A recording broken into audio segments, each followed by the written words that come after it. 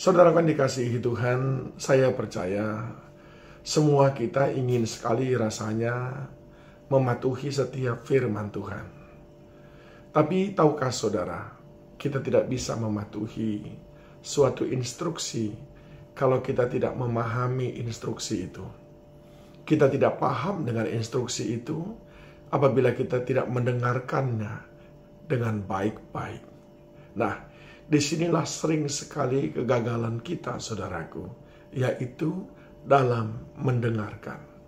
Oleh sebab itu, di dalam Lukas 10 ayat 39, yang bercerita tentang Maria dan Marta, lalu dikatakan perempuan itu mempunyai seorang saudara yang bernama Maria. Maria ini duduk dekat kaki Tuhan dan terus mendengarkan perkataannya. Saudara harus garis bawahi di sana kata terus mendengarkan perkataannya. Mungkin Marta juga mendengar apa yang Yesus katakan sambil dia mempersiapkan makanan minuman di dapur. Tetapi bukan hal yang seperti itu yang Tuhan maksudkan. Ada sebuah perbedaan antara mendengar dan mendengarkan. Bahkan Allah pernah marah kepada bangsa Israel. Dicatat di dalam Yesaya 42 ayat 20. Engkau melihat banyak, tapi tidak memperhatikan. Engkau memasang telinga, tapi tidak mendengar. Saudara dengar baik-baik ini. Nah, bahkan di dalam kitab Wahyu, saudara kalau membaca mulai dari Wahyu pasal 2, pasal 3 sampai kepada Wahyu 13, diulang berkali-kali. Seperti yang dicatat di dalam Wahyu 3 ayat 22 ini, siapa bertelinga, hendaklah ia mendengarkan apa yang dikatakan Roh kepada jemaat-jemaat. Pada hari Minggu, saya percaya dengan bagus dan kuatnya volume daripada sound system di gereja kita masing-masing, kita mendengar khotbah itu. Tapi apakah kita mendengarkan? Nah, ini yang menjadi renungan bagi kita, saudaraku. Saya sering sekali berjumpa dengan orang di dalam kelas-kelas pelatihan yang saya lakukan. Mereka hadir dan mendengar apa yang saya katakan, tapi mereka tidak mendengarkan.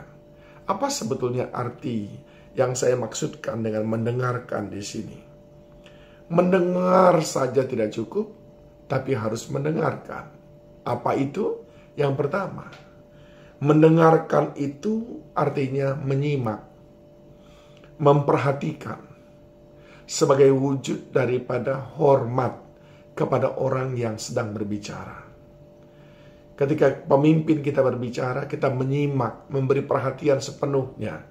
Kita tidak sambil main handphone, kita tidak sambil pegang ini dan pegang itu. Kita tidak sambil urus pekerjaan kita, tapi kita sungguh-sungguh menyimak.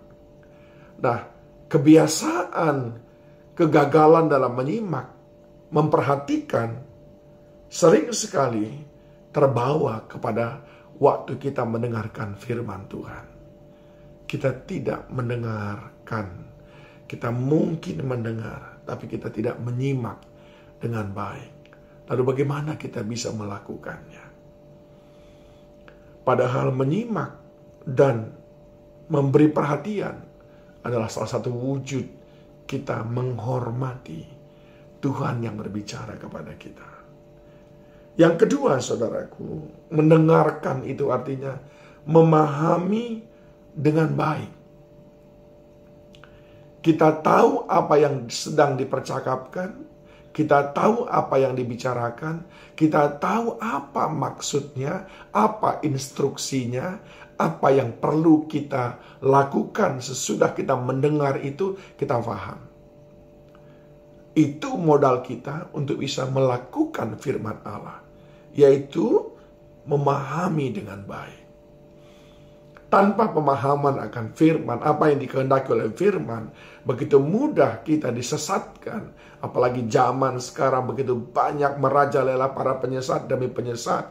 Saya mendengar begitu banyak orang berbicara tentang Kristen progresif, banyak berbicara tentang persepuluhan, banyak berbicara tentang pengelolaan keuangan di gereja, dan seterusnya, dan seterusnya. Saudara akan diombang-ambingkan oleh itu semuanya kalau saudara tidak mendengarkan firman Tuhan yang memberikan saudara pemahaman yang baik. Saat saudara memiliki pemahaman yang baik, apapun kata orang di luar sana, saudara sudah mengerti apa inti daripada firman itu. Yang ketiga, saudaraku, mendengarkan itu juga berarti bersepakat dan sejalan. Waktu kita mendengarkan firman Tuhan, maka kita bersepakat dan sejalan. Ketika kita mendengarkan pemimpin kita mengajari kita, membimbing kita untuk mengembangkan pemuritan, untuk membangun sebuah pelayanan kepada kelompok-kelompok yang membutuhkan perhatian, kita menangkap dengan baik dan kita bersepakat.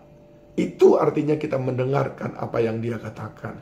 Sehingga tidak hanya masuk kuping kiri, keluar kuping kanan, apalagi masuk kuping kiri, keluar lagi kuping kiri.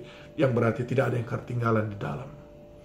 Jadi mendengarkan itu artinya kita bersepakat dan sejalan. Dan yang terakhir, saudaraku, mendengarkan itu artinya mentaati dan melakukan dengan sepenuh hati. Saudara tidak bisa ingin melakukan firman Tuhan tanpa mendengarkan terlebih dahulu. Dan justru pada waktu kita mendengarkan itu berarti kita mentaati dan melakukannya. Orang tua yang melihat anaknya sungguh-sungguh melakukan sesuatu, maka orang lain berkata, itulah anak yang mendengarkan apa nasihat orang tua. Mari saudaraku, jadilah orang-orang yang suka melakukan firman Tuhan, namun awalilah dengan mampu mendengarkan firman.